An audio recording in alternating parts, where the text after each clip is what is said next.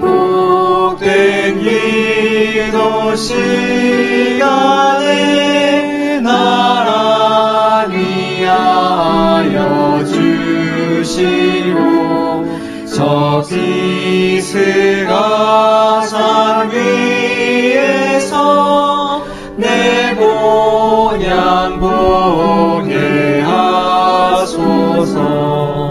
불멸의 몸을 입고서 저 영원 상급 받을 때 큰 기쁨 함성 올리며 이 시간 회고하겠네.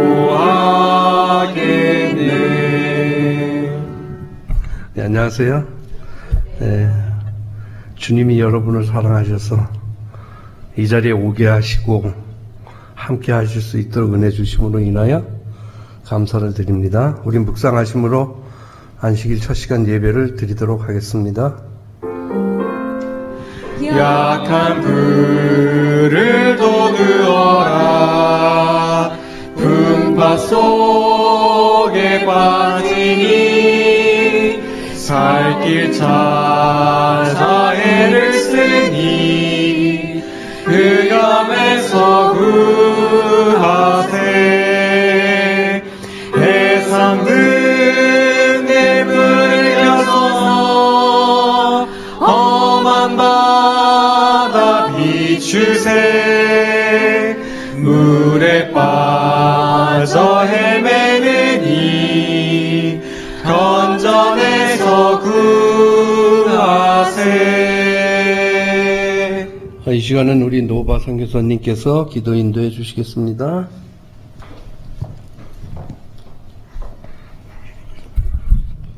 Shall we bow down our heads for a word of prayer? 다 같이 기도하시겠습니다. Let us pray. Our great God, loving Father in heaven, the creator of this vast universe, 하늘에 계신 우리들의 창조주 아버지 하나님, we would like to praise you and thank you for this wonderful Sabbath day you have given unto us. 우리에게 주신 이 아름다운 안식일을 인하여 감사드립니다. We thank you for keeping us safe and giving us good health throughout the week. 한 주 동안 우리를 안전하게 지켜주심에 또 감사드립니다. Father in heaven, I would like to ask for the complete forgiveness from all of our sins. 주님, 오늘 이 시간 하늘로부터 우리 죄를 모두 다 용서해 주시기를 간구합니다. In thoughts, in words, and in deeds. 우리의 생각과 마음과 행동의 모든 죄를 말입니다. So that all of our praises and worship will come into the throne of grace. 그렇게 함으로 우리가 주님의 영광스러운 그 보좌에 합당한 찬양을 드리길 원합니다. Father, as we continue our worship this evening, 주님, 우리가 이 저녁 주님께 예배를 드릴 때에 we are asking and inviting your Holy Spirit to fill us. 이 자리에 성령 하나님이 함께 하셔서 우리의 마음을 채워 주시옵소서. So that, Father, we will be able to understand and comprehend your words. 그리하여 성령을 통하여 당신의 귀한 말씀을 우리가 깨달을 수 있도록 인도하여 주시옵소서. That we may be able to apply it as we continue our works here on earth. 이 땅에서 우리가 그 말씀을 양분 삼아 우리가 주님의 성도로서 살아갈 수 있도록 인도하여 주시옵소서. Father, your name will be praised forever and ever. Amen. 예수님의 그 귀한 이름으로 기도드립니다. 아멘.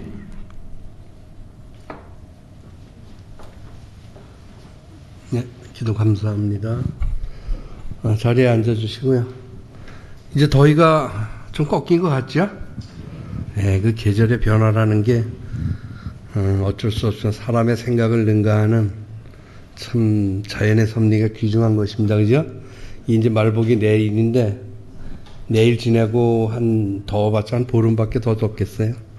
잘 참으시고 또 생활하시는데 얼음이 좀 있더라도 주님의 십자가를 생각하면서 잘 참으시기를 바랍니다. 우리 두 번째 찬미 278장을 부르고 목사님의 귀한 말씀 듣도록 하겠습니다. 아까 그 277장의 뒤에입니다. 279장.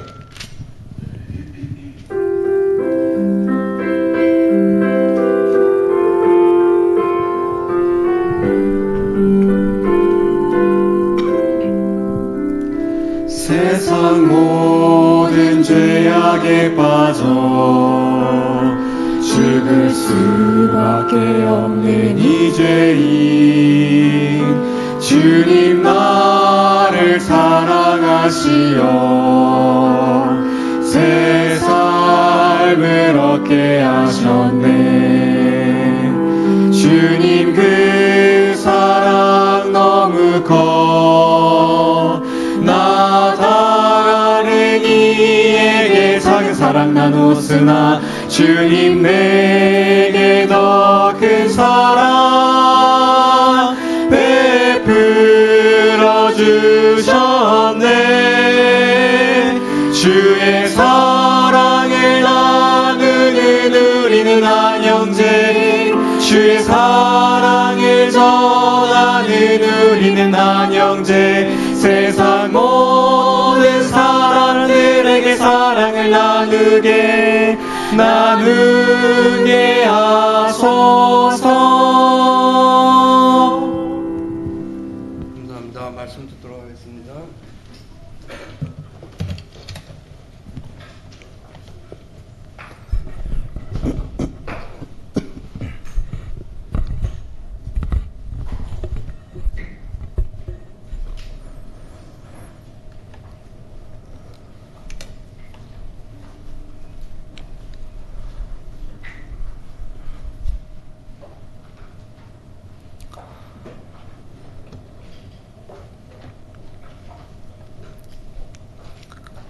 여러분 안녕하십니까? 네, 한 주간 또 얼마나 힘드시고 또 이 더위 가운데서 한 주를 또 보내셨습니까? 저도 참 바쁜 한 주를 보내게 되었습니다. 근데 그 한 주 가운데 참 우리가 살면서 어려운 일도 많고 남들에게 말하지 못할 그런 마음의 아픔과 응어리들도 있습니다. 그럴 때에 제가 읽었던 말씀 중에 너무 귀한 은혜로운 말씀이 있어서 잠깐 읽도록 하겠습니다. 호세아 1장 7절에 있는 말씀인데요. 그러나 내가 유다 족속을 긍휼히 여겨 저희 하나님 여호와로 구원하겠고 활과 칼이나 전쟁이나 말과 마병으로 구원하지 아니하리라 하시니라. 아멘. 하나님께서 칼과 말과 같은 방법으로도 전쟁에서 그들을 구원하실 수도 있으시지만 그런 세상의 방법들이 아니라 여호와라는 당신의 이름과 능력으로 이스라엘을 그 유다를 기억하시고 도우시겠다는 이 약속처럼 우리의 삶에서도 하나님께서 다른 세상의 방법들이 아니라 하나님 여호와라는 이름으로 우리의 삶에 도움을 주시고 우리의 필요를 채워주시라고 확신합니다. 여러분 이 말씀처럼 한 주간 혹시 힘드셨다면 하나님 말씀을 통하여 다시 우리가 굳게 믿음 위에 서는 하늘숲 가족이 되기를 간절히 바랍니다. 저희는 계속하여 성경 이 바이블 아카데미 시간에 기록되었을 때라는 총 주제를 가지고 성경의 주요한 그런 핵심 그 교리들에 대해서 공부하고 있습니다. 마지막 때에 사단이 우리를 유혹하고 우리의 믿음을 세상과 별반 다르지 않게 만드는 가장 큰 그 방법은 바로 하나님의 말씀을 신뢰하지 못하게 만들고 오해하게 만드는 방법이라고 확신합니다. 그렇기 때문에 저희가 이렇게 공부하는 이 말씀 시간들은 어쩌면 마지막 시대를 살아가는 우리들에게 우리가 무엇을 바라보고 살아가야 할지 혹시 내 마음에 흔들리는 순간들이 올 때에 내가 무엇을 선택해야 될지를 확실히 알려주는 아주 귀한 시간이라고 생각합니다. 그런 의미에서 장소를 또 시간을 구별하여 이 자리에 오신 우리 모든 여러분 진심으로 환영합니다. 또한 시간을 또 구별해서 또한 피차 못할 사정으로 또 각자 계신 자리에서 방송으로도 예배 참여하시는 모든 분들을 진심으로 환영합니다. 오늘은 저희가 17과 메시아와 심판이라는 제목으로 성경에 있는 귀한 말씀을 좀 나누고자 합니다. 여러분, 그 가장 유명한 오심이 있습니다. 가장 유명한 오심이 뭘까요? 예수 그리스도의 다시 오심이 아니라 가장 유명한 오심은 바로 1986년 멕시코 월드컵에서 있었던 무슨 사건일까요? 신의 손 사건입니다. 여러분 들어보셨죠? 신의 손 사건이 있습니다. 축구를 좀 관심이 있는 분들이라면 이 사건을 아실 겁니다. 1986년 멕시코 월드컵 당시 우승 후보였던 아르헨티나.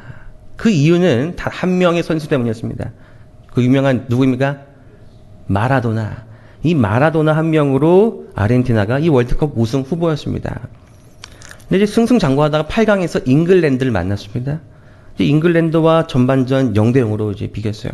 후반 6분이 딱 되었을 때에 이 마라도나가 자신의 이제 몸값을 보여주는 것처럼 공을 몰고 드리블을 했습니다. 그 잉글랜드 페널티 박스 앞까지 가서 오른쪽에 있는 선수에게 공을 패스했습니다. 크로스를 올리려고 했을까요? 그런데 그것을 한 수비수가, 잉글랜드 수비수가 그걸 막았어요. 막고는 그 수비수가 공을 자기 팀 골키퍼한테 이제 공중으로 보냈습니다. 그것을 골키퍼가 잡으려는 찰나 여기 사진에 나온 것처럼 이 아르헨티나의 마라도나가 점프를 해서 헤딩을 하는 장면이 이제 사진에 딱 찍혔는데, 헤딩하는 것처럼 보이면서 어떻게 했습니까? 손을 사용하면서 골을 넣은 사건이 있었습니다. 근데 이것이 왜 골이 되었냐고 제가 좀 보니까, 이게 주심이 있고 선심이 있잖아요. 근데 이제 주심은 나는 잘 안 보이지만 선심이 잘 봤는데 가만히 있으니까 골인 줄 알고 그냥 뒀답니다. 선심은 주심이 가만히 있으니까 골인 줄 알고 그냥 뒀답니다. 그렇게 해서 이게 번복이 안 되고 그냥 골로 인정되었다고 합니다. 가장 유명한 오심 중 하나일 것입니다. 여러분, 그러나 우리에게는 이러한 오심이 아니라 정확하고 공의로운 심판자이신 누가 계십니까? 네, 예수 그리스도가 계십니다. 그렇기 때문에 우리에게 참 감사한 일이 아닐 수 없는 거죠. 오늘은 요것에 대해서 좀 보고자 합니다. 여러분, 그 성소에 두 가지 핵심 요소가 있습니다. 저희가 지난 시간에 좀 다뤘던 내용인데요. 저희가 성소가 무엇이라 했죠? 하나님의 집이자 다시 그 집으로 돌아오는 방법을 알려준 것이라고 저희가 다뤘습니다. 이것이 성소인데, 성소에서는 두 가지 핵심적인 사역이 이루어졌습니다. 첫 번째는 뭐예요? 매일 이루어지는 봉사가 있었습니다. 두 번째는 1년에 한 번, 매년마다 1년에 한 번 이루어지는 봉사가 있었습니다. 그래서 요 매일의 봉사는 죄의 속죄, 그리고 이 죄의 중보가 이루어지는 것을 우리에게 알려주는 내용이고, 이 매년 1년에 한 번 있는 요 사역은 죄의 도말 그리고 심판이라는 것을 우리에게 알려주는 중요한 성소의 두 사역이었습니다. 성소는 이 두 사역을 통하여 하나님이 가지신 그 구원의 두 가지 핵심을 우리에게 알려주고 있는 것입니다. 매일의 봉사를 통한 죄의 속죄와 중보 사역, 그리고 1년에 한 번 이루어지는 요 대속죄일날 이루어지는 이 봉사를 통한 죄의 도말과 그리고 당신의 심판이 있다는 것을 알려주고 계신 것이죠. 이것을 저희가 이 시간에 저희가 이 모든 것에 대해서 세세히 다루지는 않겠습니다. 그럴 수 있는 시간도 아니고 제 핵심 요지가 그것이 아니기 때문입니다. 저희가 잠깐 좀 스쳐 지나갈 텐데요. 우리가 이 매일의 봉사와 매년의 봉사를 이제 보면서 이것을 우리가 아주 확실하게 믿을 수 있도록 하나님께서는 우리에게 예언을 주셨습니다. 당신이 내가 이 매일의 봉사를 이게 너네가 함으로써 느끼는 죄의 속죄를 내가 분명히 하겠다. 동시에 너네가 1년에 한 번씩 하는 그 대속죄일날 행해지는 그 일을 그 의미인 이 죄의 도말과 심판에 대한 확실한 예언도 내가 너에게 주겠다라고 하나님께서는 우리에게 두 예언을 주셨습니다. 그것이 우리에게 너무나도 익숙한 71회와 2300주야의 두 예언입니다. 이 방대한 내용을 요한 슬라이드에 담았습니다. 71회는 무엇인가? 나의 죄를 속죄하기 위한 예언입니다. 하나님께서 죄를 지은 사람이 다시 용서받을 수 있는 유일한 길을 만드시는 방법은 당신의 죽으심밖에 없었습니다. 그래서 그 당신의 죽으심을 예언하신 겁니다. 무엇을 통해서요? 71회라는 예언을 통하여 내가 할 거야 라고 말만 하시는 것이 아니라 내가 정확히 확실하게 할 거야. 마치 이 약속을 했지만 정말 이 약속이 지켜질까 하고 불안해하는 사람들이, 그분의 자녀들이 혹시 있을까봐 불안하지 않도록 정말 확실하게 예언을 주셨단 말입니다. 그래서 71회를 잠깐 보면은 이런 내용이 있습니다. 다니엘 9장 24절인데요. 내 백성과 내 거룩한 성을 위하여 71회를 기한으로 정하였나니, 이 71회가 71회라는 말이죠.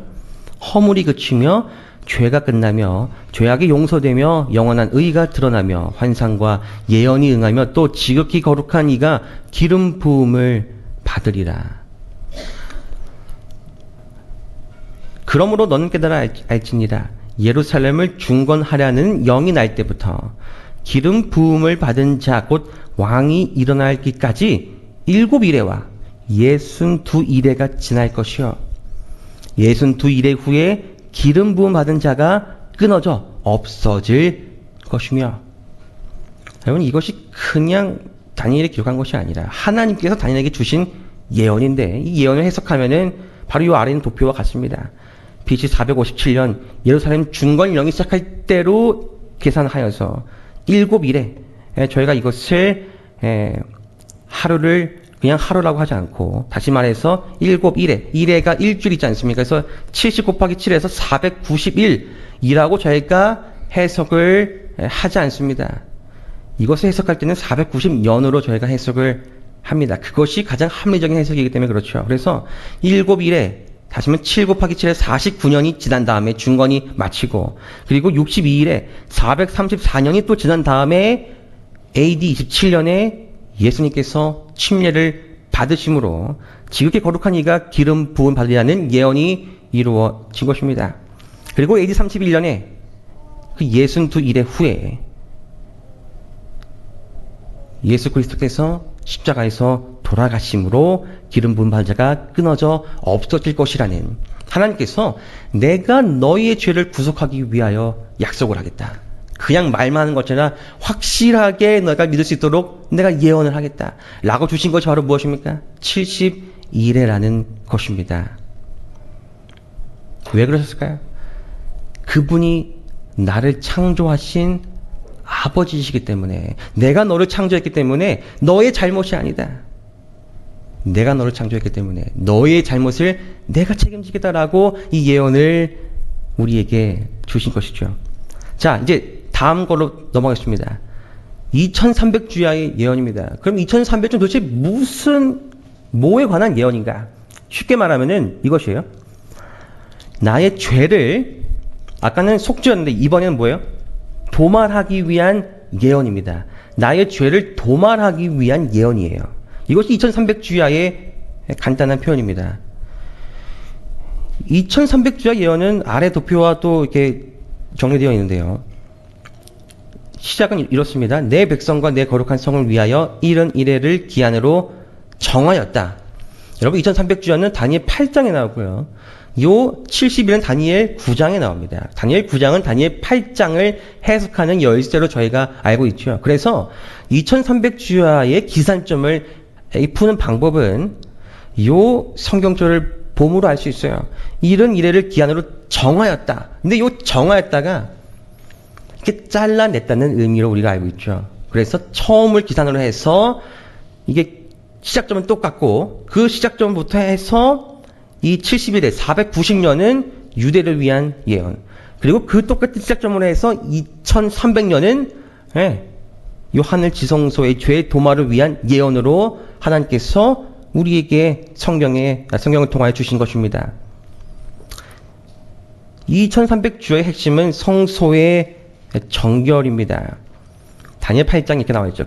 그가 내게 이르되 2300주야까지니 그때의 성소가 정결하게 되리라 하였느니라. 2300주의 핵심은 성소의 정결임이 분명하죠. 이 성소의 정결이라 하는 것은 레위기에 나오는 이 대속죄일 때에 그들의 성소가 정결하게 되는 것을 의미합니다. 이들이 1년에 한 번씩 그들의 모든 죄가 매일 드려진 제사를 통하여 그 성소 안에 있는 그 휘장 앞에 계속 그 휘장에 뿌려지지 않았습니까? 그 피가.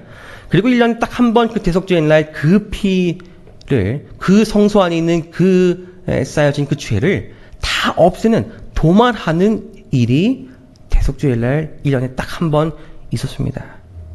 이것이 바로 성소가 정결하게 되는 일이었던 것입니다.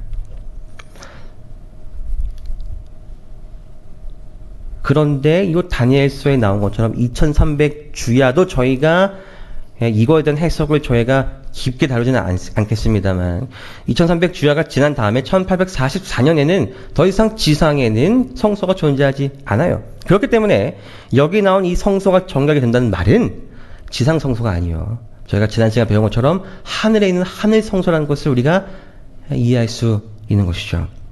그래서 하늘 성소의 정결케됨이 분명해지는 것입니다. 지성소에서 행해졌던 일은 이 죄를 말끔히 도말하는, 없애는 작업이었습니다. 그러므로 하늘 지성소의 일 또한 무엇일까요? 하늘 지성소의 일 또한 그 하늘에 있는 그 기록된 그 죄를 말끔히 없애는 것이 하늘 지성소의 주요 사역입니다. 하늘에 기록된 죄를 말끔히 사라지게 하는 것이 하늘 지성소의 사역이에요. 여기서 잘 이해하시길 바랍니다. 매우 중요한 내용이거든요. 그런데 요 하늘에 있는 요 죄를 그러면 요 지상처럼 이 하늘에 있는 그 죄를 말끔히 도말시키는, 없애는 작업이 하늘 지성소에 일어나고 있는 일이라고 한다면 누구의 죄를 없애는 걸까? 그것은 저와 여러분, 성도의 죄를 예수님께서 저 하늘 지성소에서 도말하고 계시다는 것입니다. 사단은 이 놀라운 사실을, 이 귀한 복음을 마지막 때가 가까울수록 온갖 노력을 다하여 공격할 것입니다.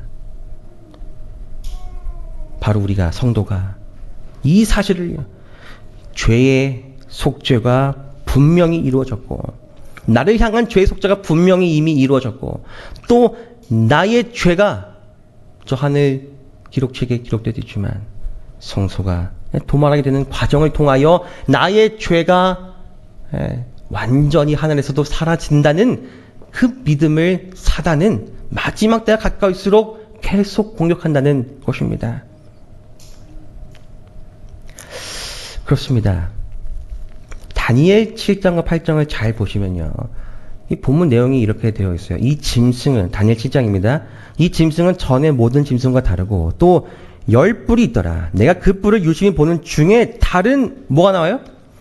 다른 작은 뿔이 그 사이에서 나더니, 우리가 익숙하죠? 그 유명한 작은 뿔이 나옵니다. 작은 뿔이 나왔는데 그가 장차 지극히 높으신 이를 말로 대적하며 또 지극히 높으신 이의 성도를 괴롭게 할 것이며. 딱 보니까 뭐예요? 작은 뿔이 좋은 의미입니까? 나쁜 의미입니까? 나쁜 애입니다. 근데 이 나쁜 애가 어떻게 합니까? 그가 또 때와 법을 고치고자 할 것이며 성도들은 그의 손에 붙임받아 한 때와 두 때와 반 때를 지내리라. 이 공격 대상이 나옵니다. 작은 뿔이 무엇을 공격하고 있습니까? 하나님의 때와 법입니다. 때와 법이 간단히 말하면 이것이 뭐예요? 하나님의 계명인데, 법은 계명인데 때에 대한 계명 무엇입니까? 안식일 계명입니다. 그럼 왜 작은 뿔이 안식일 계명을 다니엘 7장에서 공격하는가? 그것은 바로 창조주 하나님. 이 안식에 담긴 개념은 뭐예요? 내가 그냥 우연히 이 땅에 태어난 존재가 아니라 하나님께서 나를 창조하신 분이라는 사실을 담고 있는 개념이 바로 안식일입니다. 그렇기 때문에 사단이 이것을 무자비하게 공격한다는 것입니다. 왜요? 안식일 계명 안에는 누가 우리를 구원하시는지, 누굽니까? 하나님이 우리를 구원하시고, 그가 왜 구원하십니까? Y가 나옵니다. 그분이 우리를 창조하셨기 때문에 우리를 구원하신다는, 나의 죄를 속죄하신다는 사실이 나오기 때문에 사단이 요 속죄에 관한, 매일의 봉사에 대한 부분인 요 속죄에 대한 부분을 공격한다는 것입니다. 또 다니엘 8장을 보겠습니다. 그중 한 뿔에서 또 작은 뿔 하나가 또 등장합니다. 다른 존재가 아니라 같은 존재입니다. 그런데 이번에 8장의 작은 뿔은 이렇게 해요. 하나가 나서 남쪽과 동쪽과 또 영화로운 땅을 향하여 심히 커지더니 그것이 하늘 군대에 미칠 만큼 커져서 그 군대와 별들 중에 며칠 땅에 떨어뜨리고 그것들을 짓밟고 또 스스로 높아져서 군대의 주제를 대적하며 그에게 뭐라고 되어 있어요? 매일 드리는 제사를 없애버리고 그의 성소를 헐었으며라고 기록되어 있어요. 누가요? 작은 뿔이. 자, 이번엔 작은 뿔이 어디를 공격하고 있습니까?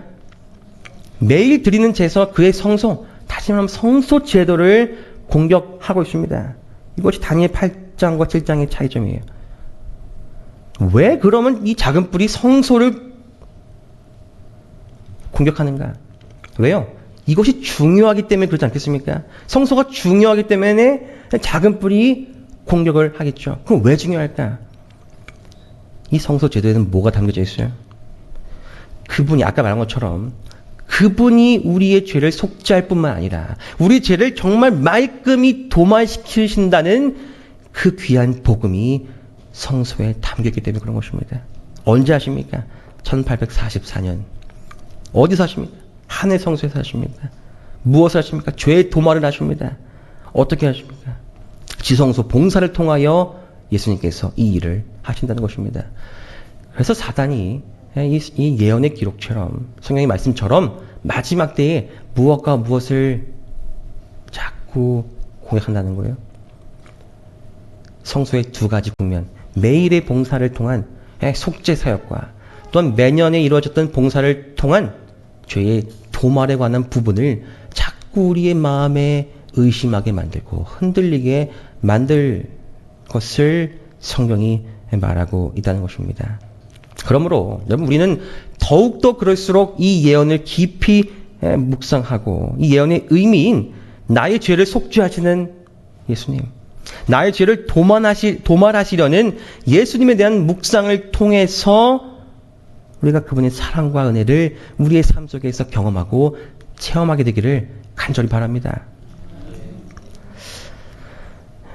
이제 이 심판의 장면을 조금 더 주목하겠습니다.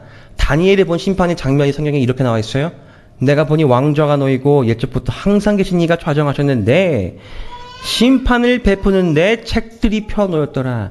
심판을 다니엘이 보았는데 책들이 펴진 심판이었습니다. 이 책들이 펴놓았다는 표현을 이렇게 우리는 이해합니다. 첫 번째는 하나님을 섬기기로 한 모든 사람들의 이름이 기록된 생명책이 있습니다. 하늘에. 또 뭐가 있어요? 성도들의 선행들을 기록한 기념책이 있습니다. 성도들의 선행을 기록한. 누구누구 아무개가 참 화가 나고 이 마음에 불이 막 타오르고 있었는데 그것을 나의 음성을 잘 듣고 참고 그 성품 변화를 하였구나. 이런 선행들 다 어디에 다 기록되는 거예요? 하늘 기념책에 다 기록되는 것입니다. 세 번째는 뭐예요? 사람들의 죄악에 대한 기록입니다. 누가 언제 이런 일을 했구나. 누가 언제 이런 죄를 저질렀구나. 죄에 대한 기록책도 다 하늘에 있습니다. 요 심판을 베푸는데 라는 표현을 이렇게 말하고 있어요. 조사 심판에서는 재림전 심판이라고 요즘 말하죠. 재림전 심판에서는 그리스도에게 충성한다고 공언했던 모든 자의 기록이 검토될 것이다. 여러분, 요 주석의 요 표현이 매우 정확합니다. 이 주의 깊게 바라보시면 좋겠습니다. 매우 정확한 표현입니다. 이 조사 심판에서는 그리스도에게 충성한다고 공언했던 모든 자의 기록이 검토될 것이다. 그러니까 조사 심판은 악인들의 죄가 검토되는 심판이 아닌 거예요. 누구의 삶이 이제 하나님 앞에서 기록되어짐을 이제 바라보게 되는 거냐면, 저와 여러분, 구원받을 성도들의, 의인들의 삶이 그 충성했던 공헌하는 모든 자의 기록이 검토되는 것입니다. 조사는 하나님이나 그리스도에게 알리기 위해 진행되는 것이 아닙니다. 그분은 다 아시죠? 하나님께 알리기 위해 조사하는 것이 아니라, 검토되는 것이 아니라 우주에 널리 알리기 위해 진행되는 것입니다. 왜요? 그들은 우리의 삶을 정확히 모르기 때문에 그렇습니다. 우리의 마음의 의도를 정확히 모르기 때문에 그렇습니다. 하나님께서 어떤 이들은 받으시고 어떤 이들은 거절하시는 이유의 정당성을 입증하기 위한 것이다. 그분이 그냥 주관적으로 그냥 그분 마음대로 누구는 구원하고 누구는 구원하지 않기로 하신 것이 아니라 정확한 이유가 있고 그것이 공의로운 심판이었다는 것을 모두 다 깨닫기 위해서 이 일이 필요하다는 것입니다. 사단은 모든 사람을 자기의 적법한 신하들이라고 주장한다. 이게 뭐예요? 그러니까 사단은 예수님한테 계속 이렇게 말하는 거예요. 하나님한테, 하나님, 여기 지구에 있는 모든 사람들 다 죄인입니다. 아시지 않습니까? 누구도 이런 죄를 저질렀고, 이 죄의 이 결과의 사망에서 누구도 자유로울 수 없습니다. 여기 있는 사람 다 죽어야 됩니다. 이렇게 한다는 것이죠. 사단은 심판 때 예수께서 변호하시는 대상자들을 하나님 앞에서 비난하지만 예수께서는 그들의 회개와 믿음을 옹호하신다. 여러분, 사단이 이제 기소자가 되어서 그 법정 앞에서 자꾸 이제 주님의 성도들을 기소하고 이제 비난하기 시작합니다. 이 사람은 구원받을 자격이 없습니다. 이 사람은 뭐가 그렇게 잘났기 때문에 구원받았습니까? 그럴 때 예수님께서 저와 여러분을 위해서, 하나님 앞에서 누구를 위해서요? 저와 여러분을 위해서, 나를 위해서 변호하시고 나의 죄를 옹호하신다는 사실을 말하고 있는 것이죠. 하나님, 저의 피로, 이 사람이 비록 죄인이지만 저의 피로 이스라엘 모든 죄를 용서하시기로 약속하지 않으셨습니까? 이제 이 사람을 용서해 주십시오. 그 심판의 결과로 장차 세워질 그리스도의 나라 백성이 될 자들의 이 명부가 완성될 것이다. 이것이 바로 심판을 베푸는 데라는 재림교의 주석입니다. 1844년부터 시작된 이 심판의 시기는 그러므로 죄의 도말이 이루어지고 있는 시간이죠. 죄의 도말이 이루어지고 시간입니다. 누구의 죄라고요? 저와 여러분의 죄입니다. 의인들의 죄, 성도들의 죄가 도말되고 있는 은혜의 시기에 우리가 살고 있는 것입니다. 하늘 기록책에 기록된 죄의 역사들이 도말되는 것입니다. 죄의 예수 그리스도의 그 은혜로 그 죄의 기록이 도말되는 것입니다.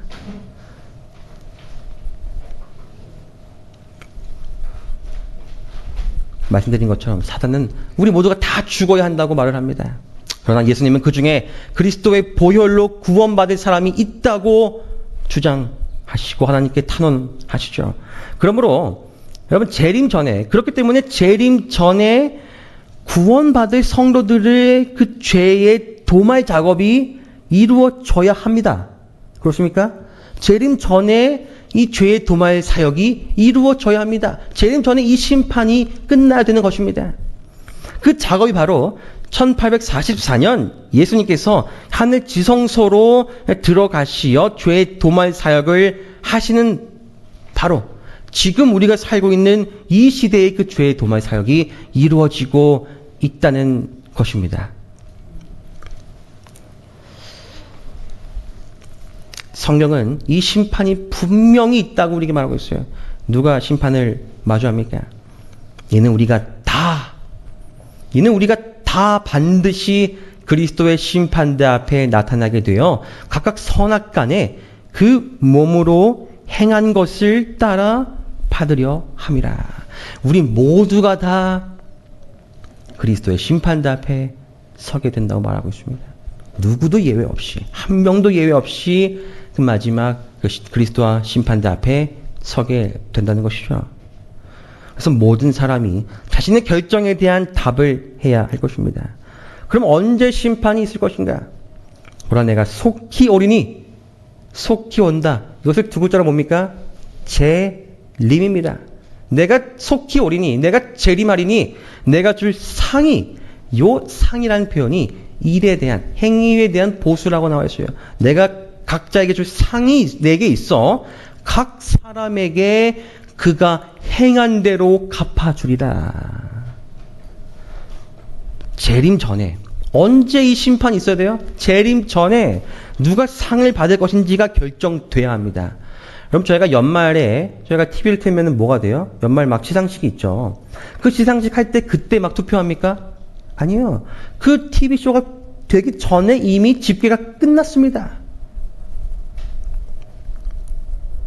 누구에게 상을 줄지가 결정된 후에 시상식이 진행됐고와 마찬가지입니다. 세상 마지막 때에 있을 심판은 누가 구원을 받기 합당한지, 누가 구원을 잃어버렸으며 누가 구원의 소리를 계속 자신의 의지로 무시하였는지 판가름 나는 심판입니다. 세상 법정 심판의 절차처럼 하늘 심판에는 기소자가 있고 사단이 있고 그 기소자의 말대로 증거 조사의 과정이 있고 그 후에 판결과 선고가 있다는 것이죠. 예수님을 믿는 자들에게 주어지는 판결, 선고 혹은 다른 말로 하면 그 보상은 예수 그리스도와 함께 저 하늘에서 영원토록 사는 것이 분명합니다.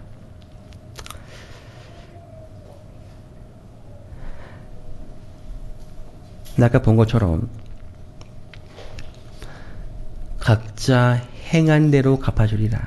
그 행위대로 갚아주리라는 이 말이 우리의 믿음을 흔들리고 오해된 삶으로 하나님을 오해하고 살도록 만들 수가 있습니다. 그렇다면 심판의 근거가 무엇일까? 무엇을 근거로 하나님은 그 심판을 하시는가? 성경은 이렇게 말하고 있습니다. 하나님은 모든 행위와 모든 은밀한 일을 선악간에 심판하시리라. 하나님은 각 사람 모든 사람의 그 행동, 행위와 마음속에 있는 그 은밀한 일을 선악간에 심판하신다고 분명히 말하고 있어요. 또 이렇게 말합니다. 누구든지 온 율법을 지키다가 그 하나를 범하면 모두 범한 자가 되나니 가늠하지 말라 하시니가 또한 살인하지 말라 하셨은즉 너가 비록 가늠하지 아니하여도 살인하면 율법을 범한 자가 되느니라. 너희는 자유의 율법대로 심판받을 자처럼 말도 하고 행하기도 하라. 여러분, 심판의 근거가 무엇입니까? 여기 나오는 것처럼 매우 간단해요. 심판의 근거, 기준은 무엇이에요? 하나님의 율법입니다. 하나님의 율법을 지키느냐 지키지 못했느냐가 심판의 기준이 된다고 성경은 말하고 있어요. 이것을 다루는 이유는 이제 마지막 시대에 이 죄의 도말과 심판이 이루어지고 있는 이 시대에 그럼 나는 어떻게 살아가야 될까에 대한 답을 우리가 좀 같이 고민하고자 하는 것입니다. 죄의 도말과 속죄사역이 이루어지고 있다는데, 심판이 이루어지고 있다는데 그럼 나는 어떻게 살아가야 되는가? 근데 심판의 근거가 무엇이에요? 성경이 말하기를 하나님의 율법이라고 합니다. 행위를 심판합니다. 근데 그 행위의 기준은 무엇입니까? 율법이라고 말하고 있어요. 이제 여러 가지 궁금점들이 듭니다. 그런데 우리는 행위로 구원받는 게 아니라 무엇으로 구원받아요? 믿음으로 말미암아 은혜로 구원받았는데 어째서 행함에 근거해야 우리를 공정하게 심판할 수 있는가? 성경이 좀 어려운 것 같아요. 어떨 때는 믿음으로 구원받는다고, 은혜로 구원받는다고 하는데, 또 어떤 때 보면 심판은 뭐로 받아요? 행위로 받는다고 되어 있어요. 좀 충돌되는 거 아닙니까? 마치 좋은 나무가 좋은 열매를 맺는 것처럼, 좋은 나무가 좋은 열매를 맺는 것처럼, 집이, 여러분, 우리가 이 건축물을 보면 딱 뭘 알 수 있어요? 건축물을 보면은 그 집을 만든 목수의 성격이, 어떤 그의 삶이 좀 드러나지 않습니까? 어떤 그 화가의 그림을 봐도 그 사람의 인품이나 그 사람의 삶이 좀 드러나지 않나요? 마찬가지로, 우리의 행함은, 우리가 나타낸 이 행동은 뭘 보여줘요? 우리가 지닌 믿음의 본질을 보여준다는 것입니다. 우리의 행동은 우리 믿음의 본질을 보여준다는 거예요. 아무도 알 수 없는 나의 속에 있는 내 믿음의 본질을 우리 행동으로 우리가 드러낸다는 것입니다. 한 두 화가 이야기가 있습니다. 이 두 명의 화가가 있었는데, 한 명은 정말 성실하게 그림을 그리는 사람이었고, 또 한 명은 그냥 자기가 하고 싶을 때까지 그냥 미루고 있다가 그림을 그리는 화가예요. 근데 둘 다 실력이 매우 좋았어요. 그래서 어느 날 하루는 이 왕이 그 두 화가를 불렀습니다. 이제 그 궁전에 두 벽면이 있었는데 한 명에게 한쪽 면식을 맡긴 거예요. 언제까지 딱 기한을 주고 열심히 그려라. 연말에 1년 딱 기한 주고 연말에 내가 그림 그 벽면을 보고 황금으로 보수를 하겠다라고 했어요. 그러자 이 부지런한 화가는 어떻게 했을까요? 그 자기에 주어진 벽면을 그날부터 열심히 이제 페인팅에 그림을 그렸습니다. 이 벽면을 아주 예쁘게 했어요. 부지런히 시간 내내 한 해 내내 했습니다. 근데 다른 화가는, 이 배짱이 같은 이 화가는 어떻게 했을까요? 내 재능으로는 단기간에 할 수 있을 거라고 생각하면서 계속 미루고 하다가 그 해가 이제 끝나기 일주일 전에 12월 20며칠 어느 날까지 이제 미룬 것입니다. 그리고 이제 미뤘던 그 화가가 그 복도로 딱 들어갔는데 자기 벽 쪽엔 아무것도 없고 그 반대편 벽을 보니까 너무나 아름다운 벽면이 꾸며져 있는 거예요. 그래서 이 화가가 도저히 내가 일주일 안에는 아무리 내가 재능이 있어도 이 사람을 따라잡을 수가 있다 없다? 없다라고 판단을 해서 이 사람이 어떻게 했을까요? 그 다른 쪽 자기에게 주어진 그 벽면을 거울로 다 도배했습니다. 그리고는 연말이 돼서 왕이 그 복도로 딱 들어왔어요. 한쪽 면에는 정말 아름다운 벽이고 한쪽 면에는 거울이 딱 있는 거예요. 반사되어서 똑같이 보였다는 것이죠. 그러자 이 왕이 이제 기쁨과 감탄을 했습니다. 아, 정말 놀랍다 라고 하면서 첫 번째, 그 벽면을 열심히 이제 그린 그 화가에게 어마어마한 황금을 보상을 주었습니다. 그리고 이제 그 옆에 있던 그 게으른 이제 그 미뤘던 그 화가가 이제 자신도 뭘 기대했을까요? 나도 받겠지. 아이디어가 좋았습니까? 별로였습니까? 아이디어는 참 좋지 않았어요? 그래서 이제 자기도 기대했습니다. 근데 왕이 이제 돌아가는 거예요. 그래서 왕을 붙잡았습니다. 아니, 저에게도 보상을 주셔야죠. 그랬더니 왕이 하는 말이 이것이었어요. 너의 보상은 바로 저기 있다 라고 하는 거였어요. 왕이 가리킨 것은 거울에 비친 황금이었습니다. 여러분, 이 이야기가 우리에게 주는 교훈은 바로 이것이죠. 그가 만들려고 선택한 작품의 성격이 뭘 드러냈던 거예요? 그의 품성을 드러내고 그의 보상을 결정했다는 것입니다. 우리의 행함은 우리가 지닌 믿음의 본질을 드러낸다는 것이죠. 그러면 내가 율법을 잘 지키는 것으로 정말 심판의 근거가 됩니까? 내가 율법을 잘 지키는 것으로 정말 심판의 근거가 되는 것입니까? 너희는 그 은혜에 의하여 믿음으로 말미암아 구원을 받았으니 이것은 너희에게서 난 것이 아니요 하나님의 선물이라. 여러분, 구원은 하나님의 선물이라고 되어 있어요. 분명히 말합니다. 행위에서 난 것이 아니라고 말하고 있어요. 구원은 행위에서 난 것이 아니라고 합니다. 그런데 아까까지는 행위로 심판받는다고 하지 않았나요? 맞아요. 그런데 이건 중요합니다, 여러분. 구원은 하나님의 선물이라고 성경이 또 말하고 있어요. 분명합니다. 구원은 우리가 어떤 행동으로 얻는 것이 아니에요. 무조건 선물입니다. 성경은 계속 말합니다. 주시려고. 그 회개한 마음도 주시려고. 회개함을 주사. 예, 그 사랑에 우리 마음에 부음바 되었다. 여러분, 우리는 스스로 구원받기에 충분한 믿음을 소유할 수 있는 것이 아닙니다. 단 1%라도, 단 0.1%라도 스스로 구원받기에 충분한 믿음을 우리가 스스로 소유할 수 있는 것이 아닙니다. 모든 것이 다 하나님의 은혜라는 것이죠. 그렇다면 내가 율법을 잘 지키는 것은 심판의 근거가 되는 것인가? 어떻게 우리가 이것을 이해하면 좋을까요? 제가 좋아하는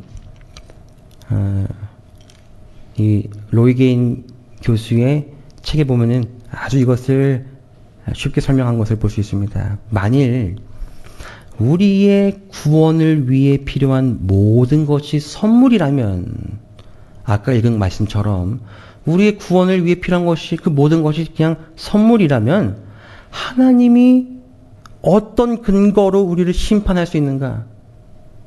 여러분, 맞죠? 구원이 선물이라면 하나님이 무슨 근거로 우리를 심판할 수 있겠습니까? 선물인데. 우리는 학교나 스포츠나 음악이나 작품에 있어도 우리가 이룬 수행 결과에 기초하여 평가받는 데 익숙해져 있어서, 그렇죠? 학교에서도 마찬가지죠?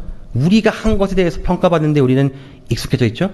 하나님도 우리의 수행 결과를 심판해야 한다고 생각하는 경향이 있다. 우리가 그것에 익숙하기 때문에 하나님도 뭐예요? 내가 무언가를 해서 수행 평가를 받는 것처럼 하는 분으로 우리가 생각하기 쉽다는 거죠. 그런데 우리는 하나님께서 우리가 그분의 선물에 어떻게 반응했느냐, 이것이 중요합니다. 그분의 선물에 우리가 어떻게 반응했느냐에 따라 우리를 심판하신다. 우리가 그분의 선물에 어떻게 반응했냐에 따라 우리를 심판하신다는 이 사실을 받아들이고 우리의 고정관념을 깨트리는데 어려움을 겪는다. 이는 우리가 그분을 위해 무엇을 했느냐가 아니라, 내가 그분을 위해서 내 스스로 무엇을 했느냐가 아니라, 우리가 그분으로 하여금, 내가 하나님으로 하여금 나를 위해 무엇을 하시도록 내가 했느냐를 말하는 것이다. 요 차이가 좀 이해가 되시나요? 내가 무언가를, 내가 율법을 잘 지킴으로 내가 구원받는 것이 아닙니다. 내가 무언가를 행함으로 하나님께 인정받아서 수행평가 통과되시 구원받는 것이 아닙니다. 내가, 하나님께서 나에게 공짜로 주시는 그 구원의 은혜를 내가 어떻게 이해하고 내가 어떻게 받아들였는지, 그 반응에 나타나는 그 삶으로 인해서 우리가 심판을 받는다고 하는 것입니다. 그래서 영어라면은 이렇게 말할 수 있을 것 같아요. It's not how we act, but how we react. 무엇입니까? 우리가 acting으로, 행함으로 이것이 중요한 것이 아니라 우리의 act가 아닌 react, 반응이 중요하다고 하는 것이죠. 여러분, 나의 반응은 그분의 그 은혜에 대한, 구원의 은혜에 대한 내 반응은 반드시 내 삶으로 나타나기 마련입니다. 하나만 더 보겠습니다. 그러면 내가 율법을 잘 지키는 것으로 심판의 근거가 되는 것인가? 우리는 은혜로서, 오직 은혜로서 구원받는다. 그러나 우리가 은혜로서 구원받을 때 우리는 하나님께서 선으로 받으시는 일을 하게 된다. 우리가 은혜로서 구원받았다면, 진짜 우리의 마음이 그렇게 변화되었다면 우리는 하나님께서 선으로 받으시는, 그분이 보시기에 선한 그 선으로 받으시는 일을 우리가 하게 된다는 것입니다. 따라서 하나님께서 우리를 우리의 행위로 심판하신다는 건 무슨 말이냐? 우리가 선한 일을 할 수 있는 능력으로 그분의 은혜를 받아들였는지를 심판하신다는 말이다. 여러분, 이것이 뭐예요? 똑같은 일을 하여도, 똑같은 선행을 해도 그냥 나 스스로를 높이기 위해서 우리가 착한 일 선행할 수 있습니까? 없습니까? 있습니다. 다른 사람에게 보이려고 우리가 선한 일을 할 수 있습니다. 내 마음은 그렇지 않은데, 여기서는 그렇지 않은데, 여기서는 내가 선한 척 할 수 있습니다. 하나님은 이런 선행을 심판의 기준으로 본다는 것이 아니라 그 마음을 보신다는 거예요. 너가 진실로 내가 너에게 주는 그 은혜를 너가 받아들였느냐? 그러면 너는 너의 행위로 구원받고자 하는 것이 아니라 내가 준 그 은혜로 말미암아 너의 자연스러운 반응으로 너가 나의 은혜를 받아들였기 때문에 너가 구원받는다는 것을 바라고 있다는 것이죠. 만약 우리가 하나님의 은혜로서 구원받았다면 우리의 일은 선한 일이 될 것이다. 그렇죠? 그러나 우리가 하나님의 은혜로서 구원받지 못했으면, 우리가 하나님의 은혜로서 구원받지 못했으면 우리의 일은 죄된 일이 될 것이다. 우리가 선행을 해도 그것은 나를 위한 일이 될 것이기 때문에 그것이 죄된 일이 된다고 하는 것입니다.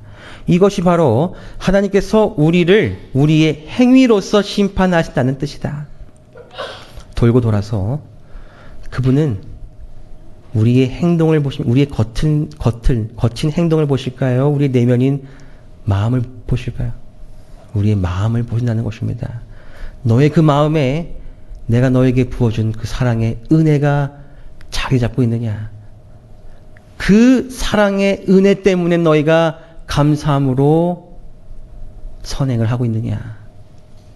아니면 그냥 그렇게 선행을 하는 것이 너희에게 좋아 보이기 때문에, 유리해 보이기 때문에 그렇게 하고 있느냐라고 오늘 우리에게 말씀하고 계십니다.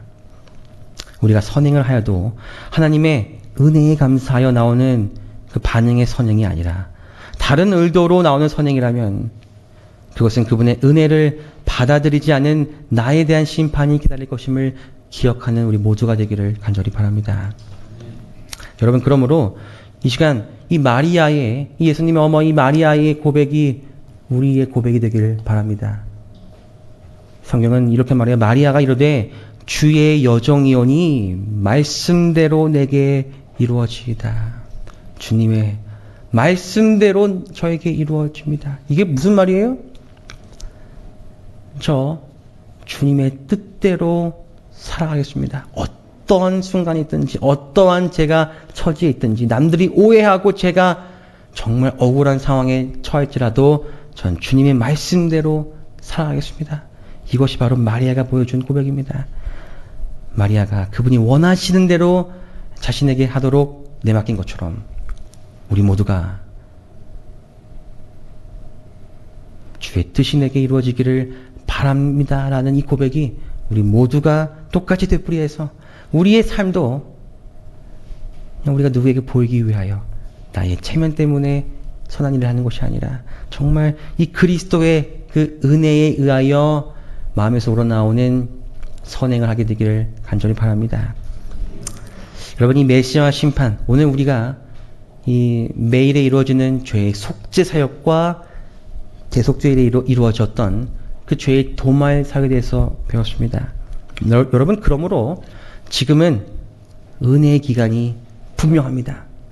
여러분, 우리가 아무리 교회 나오고 우리가 아무리 말씀 읽고 변하려고 하지만 우리는 본성이 연약한 죄인이기 때문에 성령 하나님 없이는 우리는 정말 그냥 죄로 기울어질 수밖에 없는 존재입니다. 그렇기 때문에 우리가 실수할 수 있어요. 회개했지만, 결심했지만 계속 넘어질 수 있어요. 그렇지만 우리가 왜 포기하지 말아야 합니까? 지금은 은혜의 기간이기 때문에 그렇습니다.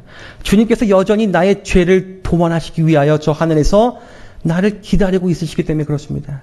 여러분, 그러므로 설령 넘어지시고 실수도 하셨다면 내가 지금 하는 선행이 주님, 제가 마음에서 우러난 것이 아니라 그저 저를 위한 마음에서 시작된 것이었습니다라고 느껴지신다면 우리가 주님 앞에 겸허히 나아가서 회개하고 고백한다면 주님께서는 저 하늘 지성소에서 우리의 죄를 깨끗이 지워 주신다는 것입니다. 이 믿음을 마지막 때에 사단은 계속 우리의 믿음의 마음에서 사라지게 할 것이고, 그러므로 우리가 때로는 나 같은 게 어떻게 회개하고 주님께 나아갈 수 있을까라는 마음이 들 때 어떻게 해야 돼요? 이제 그런 마음 다 물리치시고 주님 앞에 나아가시길 바랍니다. 그 은혜의 기간에 우리가 그냥 이것을 머리로만 느끼는 것이 아니라 정말 우리가 이 은혜를 누리면서 살아가는 행복한 마음으로 신앙생활 하시고 즐겁게 성도의 교제를 나누는 우리 모든 하늘서 가족이 되길 바라면서 오늘 말씀을 마치겠습니다. 기도하시겠습니다. 하나님 아버지, 우리가 여전히 연약한 죄인이지만 그래야 때로는 실수하고 넘어지고 똑같은 죄 앞에서 넘어지지만 저 하늘 지성소에서 우리의 죄를 오늘도 도말하시는 예수 그리스도로 인하여 깊이 감사드립니다. 주님, 지금은 은혜의 기간이라고 말씀하십니다. 주님, 비록 우리의 죄의 기록들도 하늘에 기록되고 있지만 우리가 죄를 회개하고 주님 앞에 나아간다면 주님께서는 저 하늘에 기록된 모든 죄의 기록들을 나를 위하여 없애주신다는 그 은혜의 복음을 우리가 오늘 들었습니다. 그러므로 담대히 주님 앞에 나아가는 이 자리에 함께 모인 우리 모두가 되게 하여 주시옵기를 예수 그리스도의 이름으로 기도드립니다. 아멘.